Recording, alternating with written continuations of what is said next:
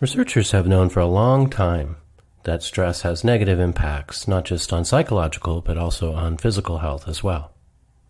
Way back in the 1950s, a famous stress researcher, Hans Selye, proposed a theory known as the General Adaptation Syndrome model.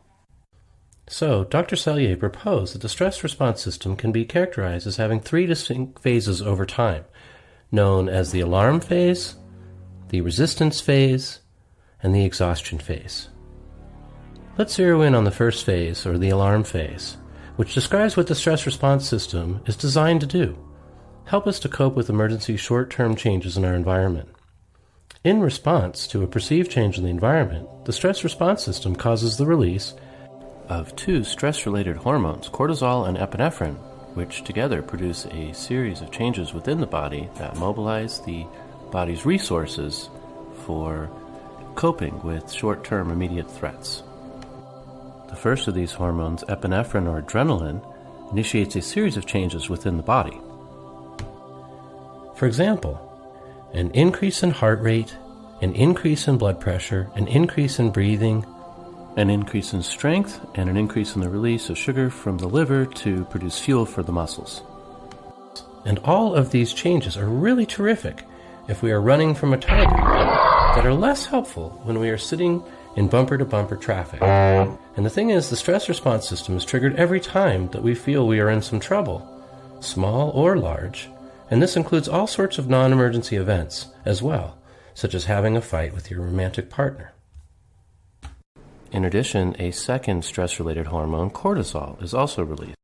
Cortisol plays an important role in reducing pain and decreasing inflammation that may occur from injuries following an emergency. Cortisol also acts to help regulate the immune system by decreasing immune response.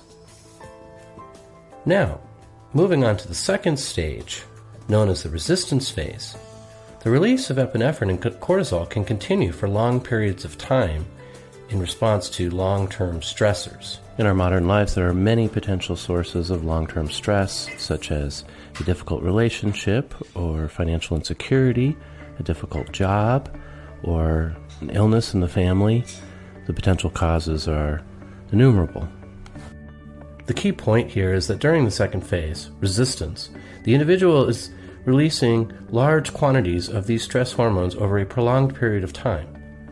And the consequence of the longer-term release of these chemicals is that the blood pressure is constantly elevated, the heart rate is constantly elevated, muscle tension is also elevated, blood sugar levels are irregular, and the immune system is suppressed. Now, the human body can cope with these altered metabolic function for some time, weeks, months, years, decades even. But eventually, the human body can no longer cope with these elevated metabolic rates, and we now begin to enter the final phase of the stress response model, the exhaustion phase, as the body can no longer cope with the elevated metabolic functions brought on by long-term stress. The outcome during the exhaustion phase now is disease, as different organs and functions of the body become impaired due to the long-term effects of epinephrine and cortisol.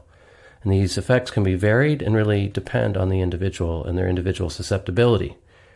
So the heart and circulatory system, for example, can become damaged from constant elevation, which leads to heart disease, potentially heart attacks, strokes, and even death.